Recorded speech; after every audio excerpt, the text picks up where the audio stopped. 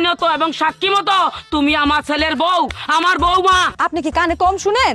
ঠসা আপনি কি বলছে? আমি একবার আমি কারো বৌমাও না, আমি কারো বউ না। এই আপনারা বাইরন বাইরন, মা বলে বাইরন আমার বাড়ি থেকে। আম্মা থাক, এখন লোকে কথা কয়ে তুমি আর সময় নষ্ট করো না, তোমার সময়ের দাম আছে। এটি ভাই বোন দুইটাই গাওরা, দেখতেছো না কতবার ডাইস দেখছো? শুনো, আমার কাম তুমি করে ফেলাইছি, আমি তো পরীক্ষা দিয়ে ফেলাইছি।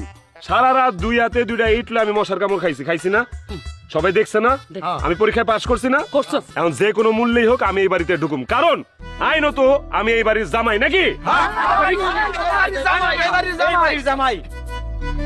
চেয়ারম্যান সাহেব, আমি একটা বুদ্ধিজীবী মানুষ, আমাদের বুদ্ধি দেওয়ার দরকার নাই। আপনি যদি সঠিক বিচার না করেন তাতে এলাকার মানুষ তো বিশ্বাস থাকবো না।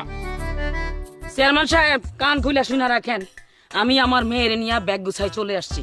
যতদিন আমার ছেলের বউ এই বাড়িতে থাকবে ততদিন আমি আমার ছেলে এবং মেয়ে মিলে এই বাড়িতে থাকবো। হ্যাঁ, আমরা বের হব না। সাপ কথা, বৌমা দাঁড়ায় আসো কেন? যাও আমার ছেলের লেগে চা নাস্তা রেডি করো, আর আমার জন্য নাস্তা রেডি করো। আমি ডায়াবেটিসের রোগী, বেশিক্ষণ খালি পেটে থাকতে পারি না। আসি নিচে চা দিবা। ভাইজান কি হইতেছে এগুলা? আমি কিচ্ছু জানি না, তুই আর তোর ভাবি মিলে সব সামলা। আমার মাথা গরম হয়ে গেছে, আমি গেলাম মধ্যে নাই। চল। মেয়েদের এত রাগ ভালো না, স্বামী নিয়ে শাশুড়ি নিয়ে ননদি নিয়ে ঘর সংসার করেন গা। বাবুল ভাই ঠিক কথাটাই বলছে। ঠিক কইছেন, ঠিক কইছেন।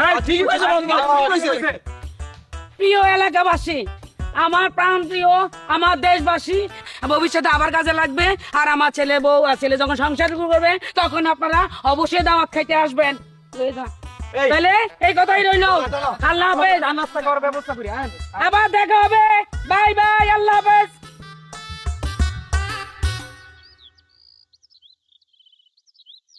চেয়ারম্যান সাহেব, সালাম আলাইকুম। ওয়ালাইকুম সালাম। আপনার কাছে যাইতেছিলাম একটা বিচার নিয়ে। কি বিচার? তুমুল আমার দিয়া জোর করে আপনার বোনের লোকে বিয়া পড়াইছে। এখন হাদিয়া চাইতে কয়, তরে কিসের হাদিয়া দিমু? তরে দিমু মায়ের। কোন চেয়ারম্যান সাহেব, এটা কোনো কথা হইলো? আমি এইটার বিচার চাই। এই তোর